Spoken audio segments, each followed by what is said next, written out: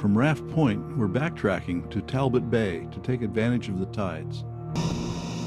We start this morning exploring Cyclone Creek and marveling at the amazing geology.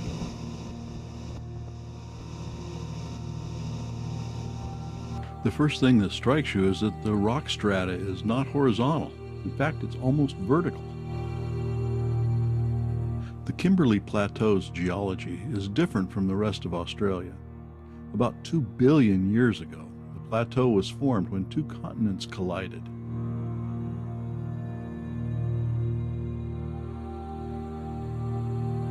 The tectonic forces uplifted mountain ranges, which then eroded, and over the next 2 million years, the sandstone we see was formed.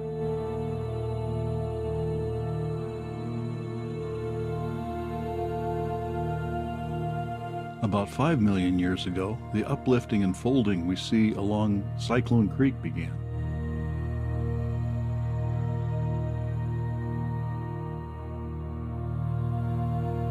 About 17,000 years ago, at the end of the last ice age, the water level rose.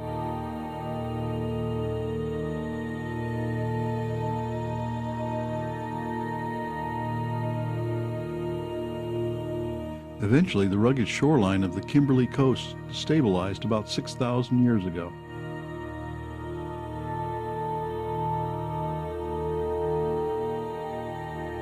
Now we can admire a landscape that is 2 billion years in the making and continuing to evolve, albeit on a geological timescale.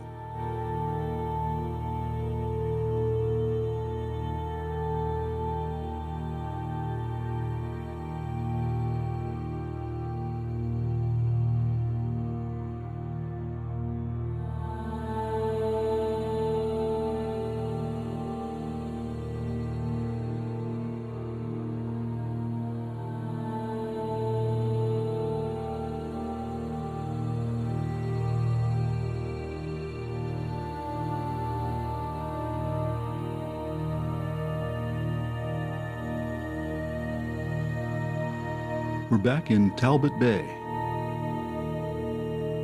There's the inelegantly named Slug Island. Now it's time to explore the famous horizontal waterfalls. The waterfalls are gaps in ridges of limestone. The first one is 66 feet wide, and the second is 39 feet wide.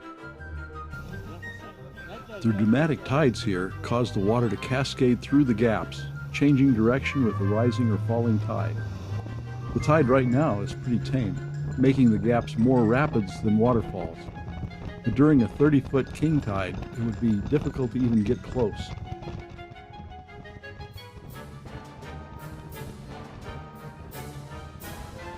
The second gap is a little more challenging. I had to really hang on, no video. On the other side of each gap is a 5-mile-long narrow bay. On the way out, you get a real jet assist from the current.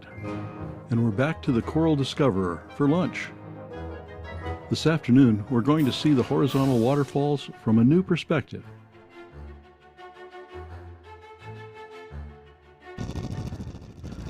There's a lot of buffeting in the small Robinson helicopter, but the view is great.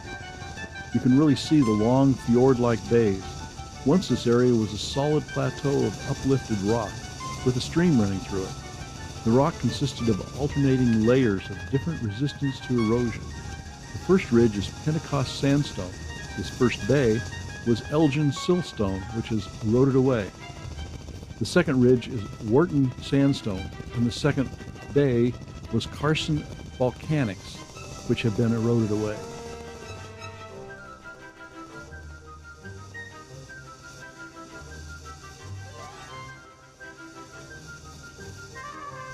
A lap around the Coral Discoverer and we land back where we started.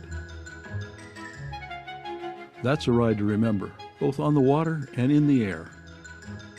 We finish off the day with an explorer cruise around Slug Island. Here's a good example of the two different kinds of rock. The top is Pentecost sandstone and the bottom is LG siltstone. It may be a slug, but it's a pretty impressive one. This osprey has a perfect location for a nest.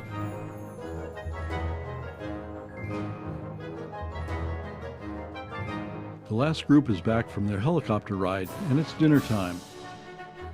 Dessert is an amazing thunderhead, complete with light and sound effects.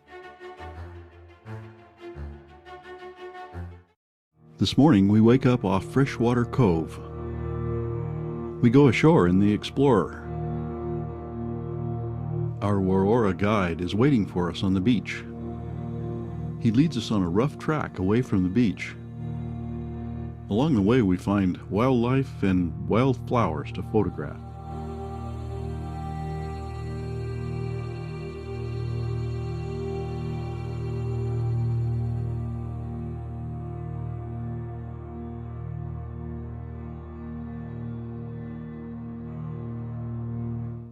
After a little climb and a rock scramble, we arrive at Cyclone Cave. Another guide, Robin, is waiting for us. She points out the rock art depiction of a cyclone that gives the cave its name. Robin explains the Wandjina and their importance to the Worrorra people. You can identify the different Wandjina by their halos. Time to look around a little more and ask Robin questions. Then it's time to head back to the beach. Here the Worrorra have a small art gallery with Wandjina themed contemporary art. The Explorer takes us along the coast to Langgi Beach. We land on a beach with some very strange rocks.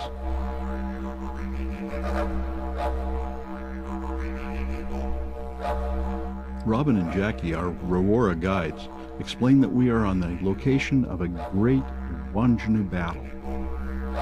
This place has great cultural significance to the Worrorra people. In the Dreamtime, the great land Wandjina, Namarali, and his warriors fought the sea Wandjina on this beach. Namarali was speared and died here, but lives on in this stone pillar. Namarali's wife, Jarlinoy, also died here, but lives on in this rock near her husband. And with them thousands of warriors fell in the furious fighting.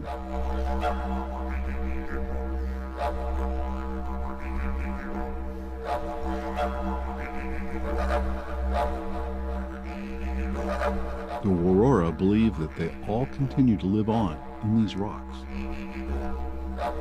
It's easy to appreciate how these unusual rocks, some standing in formation and some fallen, can be seen as warriors in a great battle.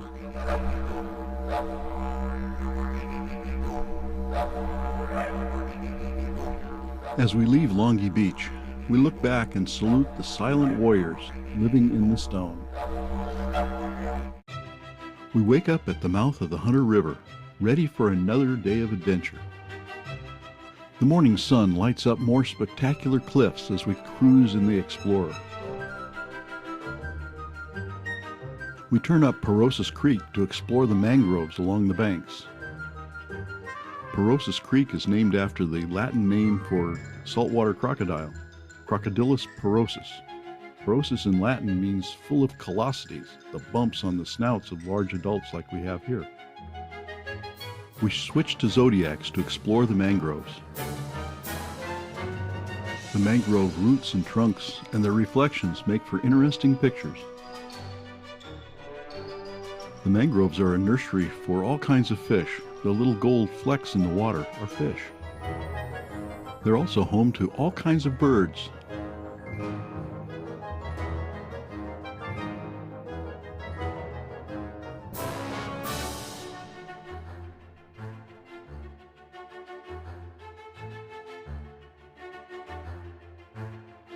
True to its name, we've seen more crocodiles in the creek than we've seen so far on the trip.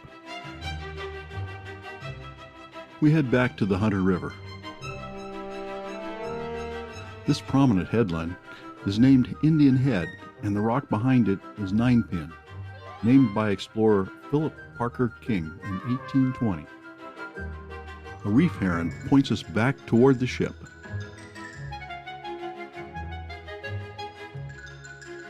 And we're back in time for lunch.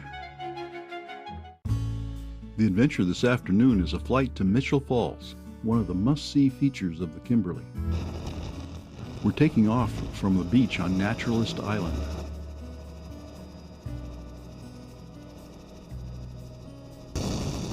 There's Indian Head at the mouth of the Hunter River.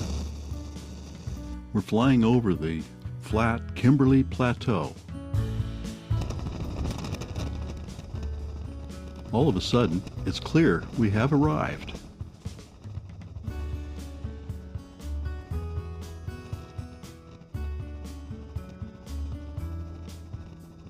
The pilot gives us a great look at the beautiful four-tiered Mitchell Falls.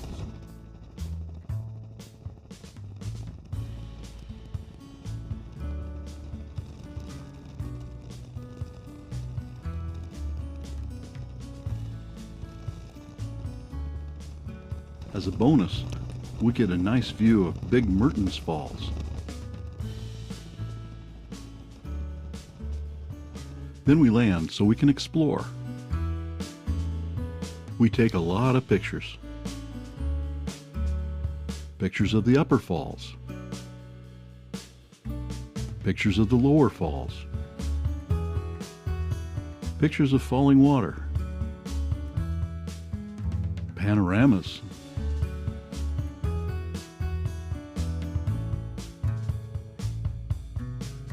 Selfies,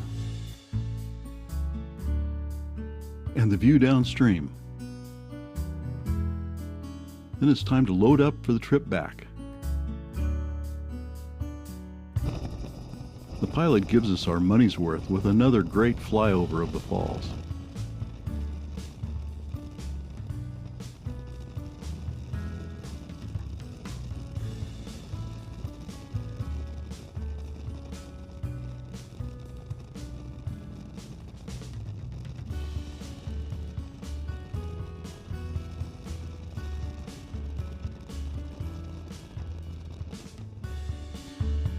Then across the plateau and onto Porosus Creek, lined with its mangroves.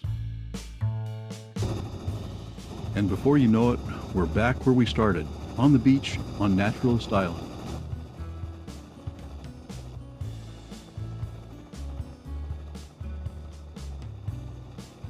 We unload and wait for the explorer to take us back to the ship. Tonight we're having a beach barbecue. Yes, that's kangaroo on the Barbie. We get acquainted with some of the local inhabitants and enjoy the sunset with a nice glass of Australian wine.